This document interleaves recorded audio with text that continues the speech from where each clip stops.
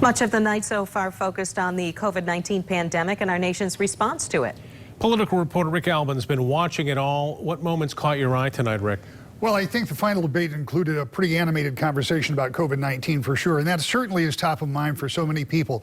That conversation was about the response from the Trump administration. There's also a conversation about foreign election interference, racism, and more. The candidates had their eye on many of the same voters in this debate. Those toss-up states where there are 180 electoral votes, they're still up for grabs, and that's enough to make a difference on the way to 270.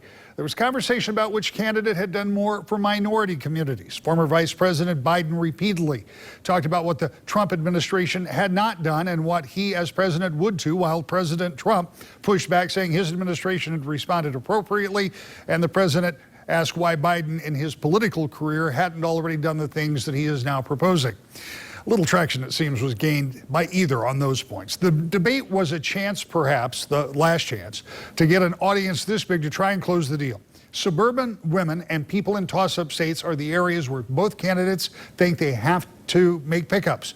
But there was also an attempt, at least by President Trump, to get to the base on board when he appeared to try to appeal to those in Michigan who oppose Governor Whitmer's COVID response here.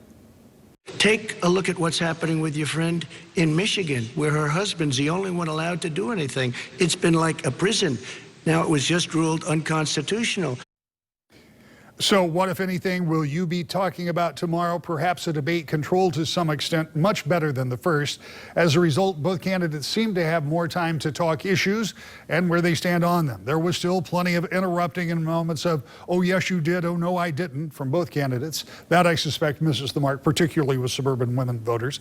Now we'll watch the polls and where the campaigns spend their time and their resources as an indication of where the final battles will be fought in this important race. Refreshing to get an actual debate. It was Rick. so nice to hear both candidates, to the degree that they would, talk about actual issues. There was still some of that other, as I pointed out. I don't think you'll ever eliminate all of that. But at least tonight, if you bothered to listen, you heard what both candidates said they either had or would do. That was refreshing. Yeah, Indeed. not like the last one. No. Right. All right, Rick, thank you. You bet.